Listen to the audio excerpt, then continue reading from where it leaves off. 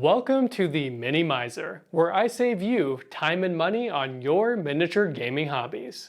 My name's Jason, and today I'm going to be building a multi-level fantasy tavern that is perfect for your next game of Dungeons & Dragons. So this right here is going to be the finished product.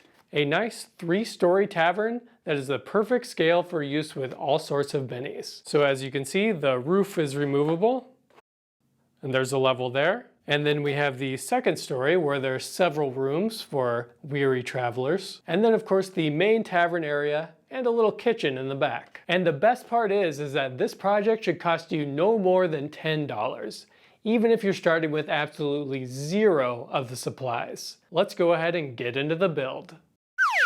The supplies for this project are going to be very simple. The main thing you're going to need are the templates that I have provided down below and 2 sheets of foam core board. You're not going to use all the board, you'll have a bit left over, but it needs a little more than 1 board. We're also going to need a razor blade or an X-Acto knife of some sort. This will be used to cut through both the foam and the paper. You can also use scissors to cut through the paper if you have a preference one way or the other, but those would be optional. We're also going to need some glue, more specifically a glue stick. You might need a little more than 1 stick, depending on the size of your stick.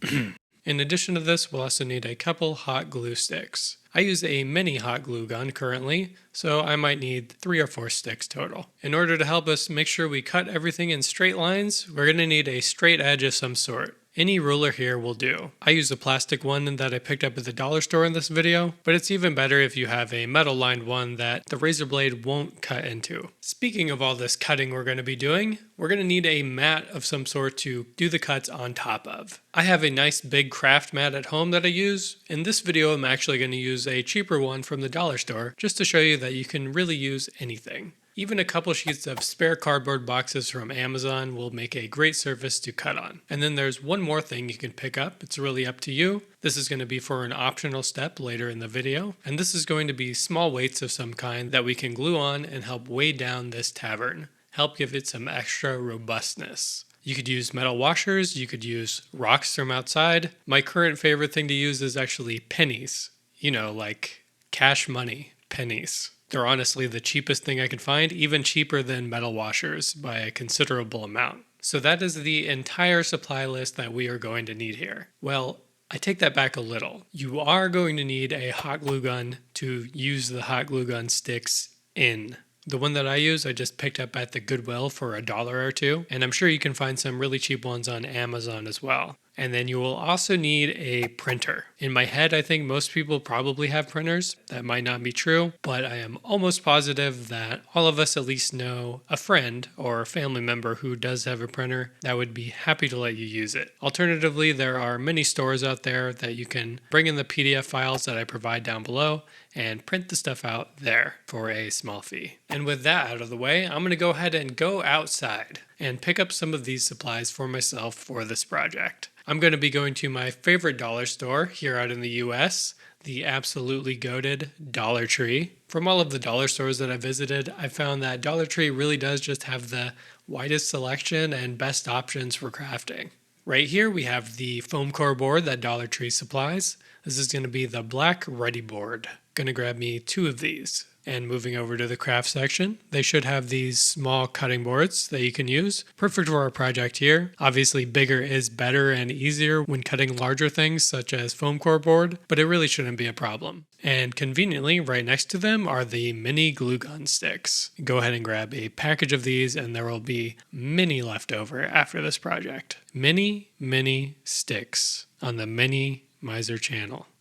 Over in hardware, they will have these utility knives. These are ones that you can break off the tips to keep getting a sharp blade as you go along. And they even come with extra blades. These are an awesome deal at $1.25.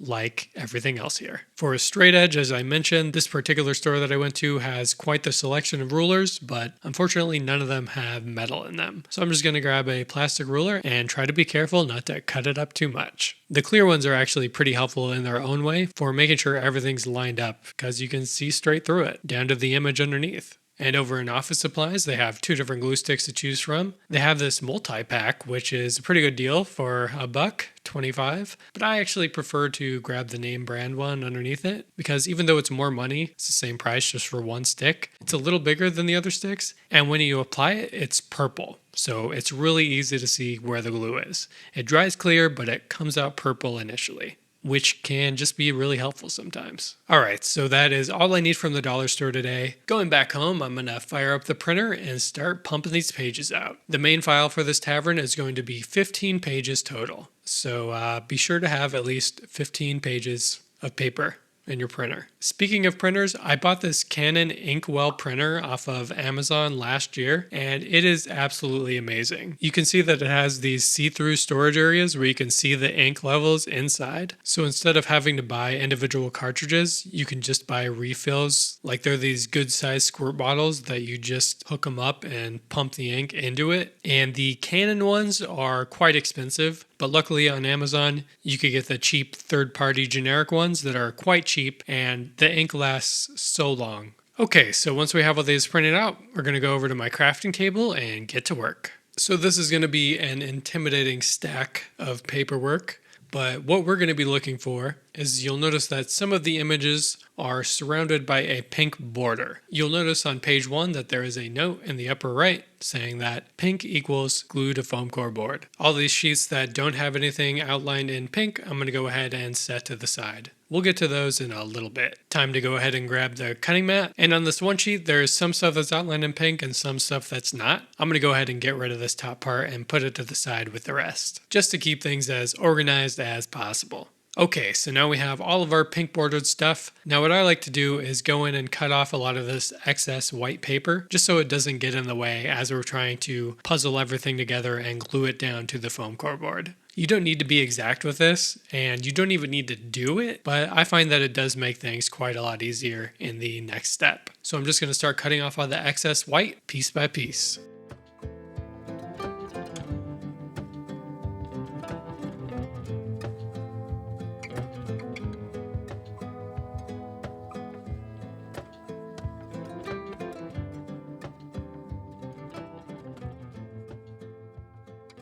All done with that. Be sure to keep your working area nice and clean. I highly recommend it. Time for the foam core board and the ever trusty glue stick. Go ahead and grab a piece. Doesn't really matter which one you start with, totally up to you. So what I like to do is position it where I want it and then hold it down with my left hand. I'll go ahead and peel up a small portion and put some glue down, being sure to keep it exactly where I want it with my left hand. And then once I have a little bit of glue down, I go ahead and push it down in place just so it's secured where I want it before I go ahead and glue the rest of it. Don't be shy when pressing everything out and making sure that there's good adhesion. You're going to get glue on your hands, but that's half the fun, right? I tend to go bit by bit. I do the initial glue, and then I do one more section, and then I do the final section, just so the glue doesn't dry too much in between applications.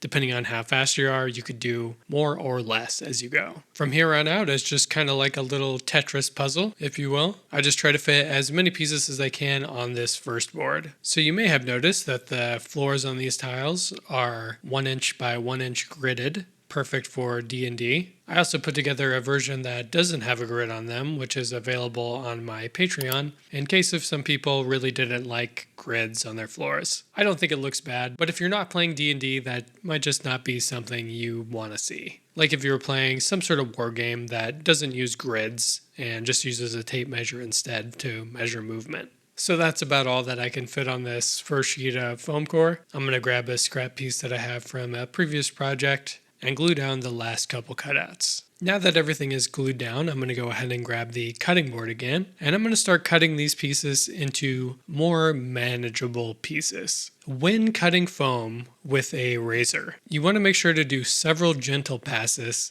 and not try to force the blade at all. If you apply too much pressure to the blade, it will cut faster, but it's highly possible that you're going to get some ragged edges on your foam. This will make gluing things together later harder, and it'll just kind of take away from the overall look of your piece. So just be patient and do 3 to 4 gentle passes with the razor. It should still make very quick work of the foam core board and make super clean, nice cuts. Just as important is to use a brand new blade anytime you start a project like this. And if you notice that it's getting harder to pull the blade through over time, don't be shy to swap it out with a new blade. Blades are super cheap, and it's really better to err on the side of caution so you don't get any ugly cuts and have to go back and redo things. No one likes redoing things. I really don't like redoing things.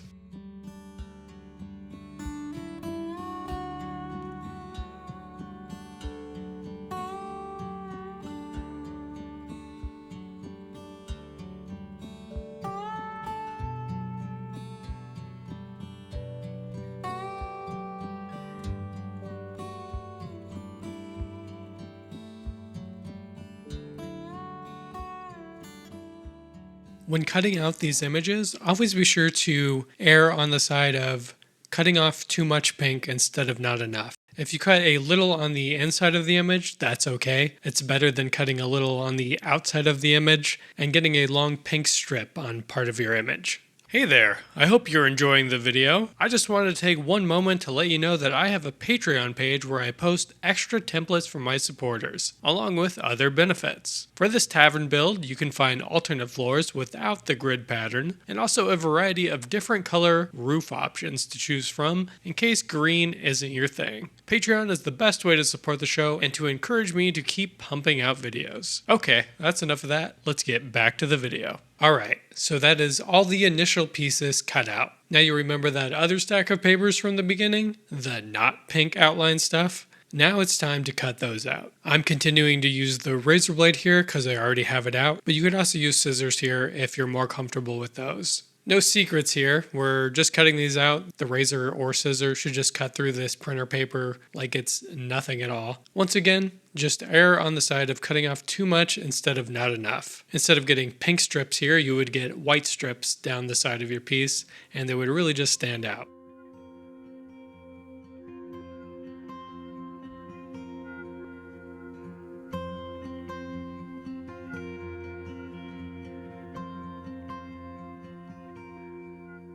Oh yeah, and the last page in this packet, page 15, go ahead and ignore that for now. We'll get back to that later. This is actually an optional piece. Next up, we're going to glue these paper pieces to the backs of the foam pieces. So it doesn't really matter where you start here, but it might be easier if you follow along with the order that I do, just so you can follow along. I'm going to start with the peaked walls of the roof. Once I have those laid out, I'm going to grab the corresponding sheets that look like they should go on the opposite side. So there's the plain one, and then there's the one that has the stone brick panel on the right side. So whenever you're matching the insides to the outsides on this, do be aware that the images will be flipped. So the stone on the interior part here is going to be on the right, but on the exterior wall, it's going to be on the left. But then when you flip over the exterior wall to glue the interior to it, they will actually line up appropriately. It should be pretty obvious as you go through these which fronts go to which backs. But if you're ever not sure, you can always pull up the original template file, and each of these is labeled on there as to what piece they are. It will say which wall it is, whether it's the inside or outside, front, back, left, or right. One thing to look out for is to make sure that none of them end up upside down, especially on any of the walls with windows. There is more space above them than below them, so if you're not sure which one is the top, it is the one that has more space above the window. And the bottom will have a little less space underneath the window. I'm going to go ahead and glue the rest of these together, and then we'll move on to the next step. Also, now would be a good time to plug in your hot glue gun and get it preheated.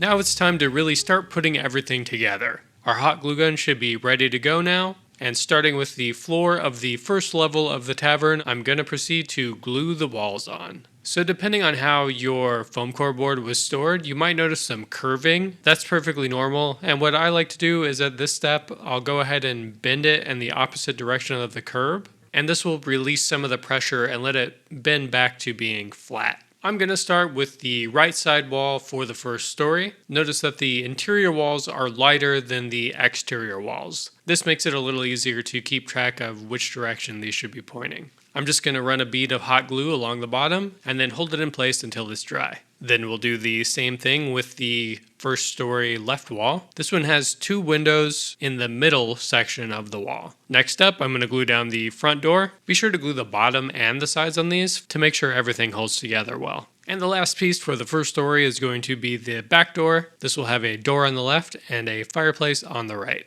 And that's it for the first story. Easy as that. We're going to repeat that one more time with the second story. I'm going to be starting with the right wall again next to the staircase. Both of the long walls in the second story are identical, so just grab either one of those and glue it on. These will be the pieces that have 2 windows, but they are further spread apart on either end. I'm going to do the back wall next. This one's going to have a fireplace on the right side and a ladder in the middle. I don't think that I mentioned this before, but the walls go on the outside of the floors, not on top of the floors. That is very important for everything to fit together properly. One last wall here for the front. This will be blank in the middle and have a window on each side. Now we have our second story, and you can see it just fits beautifully on top of the first story. I imagine you'll never guess what we're going to do next. We're going to do the third story. So go ahead and grab that third story floor. These 2 very thin strips will be the left and right walls for the third story. After those are applied, we'll be able to do the peak sides of the roof, the front and the back. I'm going to start with the back here, which will be the piece that does have the one side of stone brickwork on it. These sides don't have a lot of contact with the left and right walls, but do be sure that you put glue where it does touch the wall.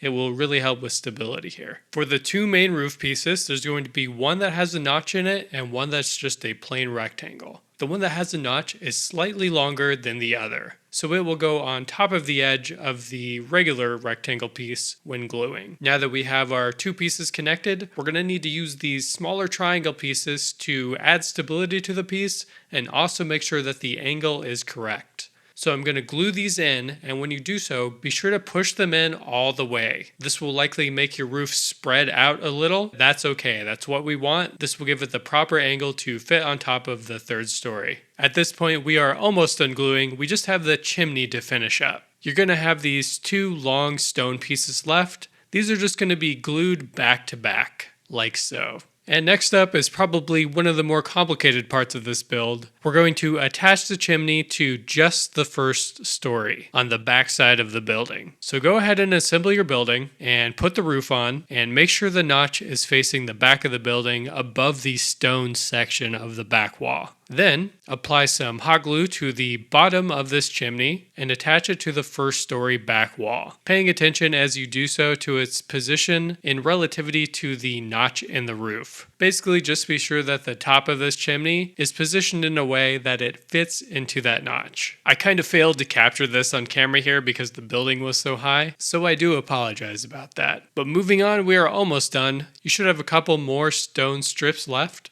These will be ones that aren't on foam. These are just to cover the foam edges on the chimney. So I'm going to pull out the glue stick and attach these to the sides and top. I would actually recommend that you do this first before gluing the chimney to the building. It would actually be a little easier, but either way works. And once you're done gluing on those strips, we are basically done with this project. Congratulations! You have just built yourself a multi-level fantasy tavern perfect for D&D or just terrain for any high fantasy miniature game. And not only that, you did it for cheap, and hopefully you did it quick too. It took me a little over 2 hours to get to this point in the build. I personally really love the concept of multi-level buildings for D&D and war games, where you can have different stuff going on different stories. And I tried my best to make these templates in a way that they should be actually playable for the game. So at this point in the video, if you're happy with what you have, go ahead and turn it off. But if you would like to add a little more to this tavern, I have 3 optional steps coming up next, starting with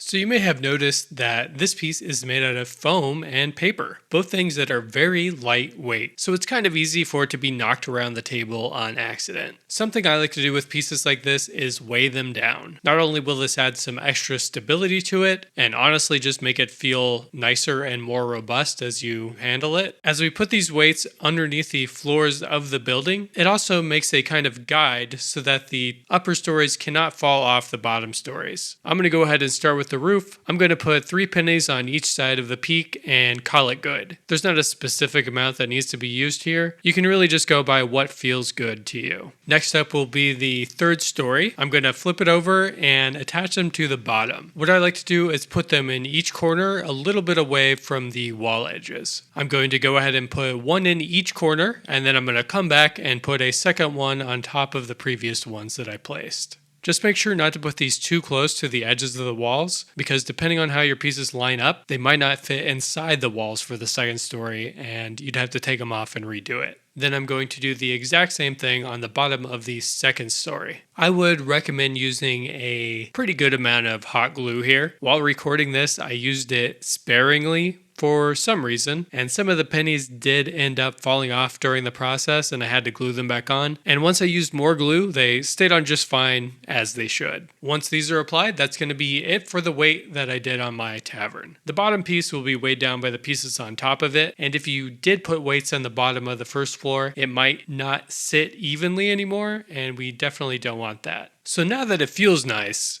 how about making it look a little nicer? You may have noticed that there are still some exposed edges from the foam. Next step will be to cover those up. So you may remember page 15 from earlier, the one that has all the long strip graphics on it. We're going to need to cut all of these out, and then we're going to glue them to cover all of the edges on this piece. These can kind of be a hassle to cut out, but I believe in you. You can do it. I find that using scissors is easier for me, but if you can think of a way that's easier for you, by all means, do whatever is necessary. Once all of these strips are cut out, we're just going to glue them on. It's really as simple as that. You can kind of tell where most of these go just by the colors and the links that they are. I'm going to start with the roof here. There should be 3 identical pieces. These will be for the peak on the roof and then the left and right side. You can use any sort of glue here. I used the hot glue gun for the first strip here, and then I moved on to using the glue stick for the rest. I just found that the glue stick worked a little better for me. The 3 shorter green pieces will go in the angled parts of the roof here, and then the one that's a little longer will go into the spot that has the notch on it. It can be interesting trying to get it into the notch, but just take your time and hold it down as you go. Apply some pressure into the corners, and it should stay beautifully. For the 3rd story, there should be 4 dark brown strips. Those will cover the 4 different angled portions of the ceiling here. And then 2 of the long strips that have the 3 small areas of wood on them will go in the left and right wall tops. The same long ones that we applied to the 3rd story left and right walls will also be applied to the 2nd story left and right walls. And then shorter variations will be used for the front and back wall. Once again, being sure to line up the stone section with the fireplace. And then I will repeat the exact same thing on the 1st story. Once the tops of all these walls are done, all that leaves is the corner sections of the outside walls. These will be the approximately 2.5-inch brown strips, one being placed on each corner of the outside walls to cover the exposed foam. Also, if any of these pieces end up being too long, you can always just run them over the side and glue them down, or take the scissors or X-Acto knife and cut off the excess. Once those are on, we're good to go. All of the foam edges should be covered at this point, giving a nicer overall look to the tavern. And now for the final option.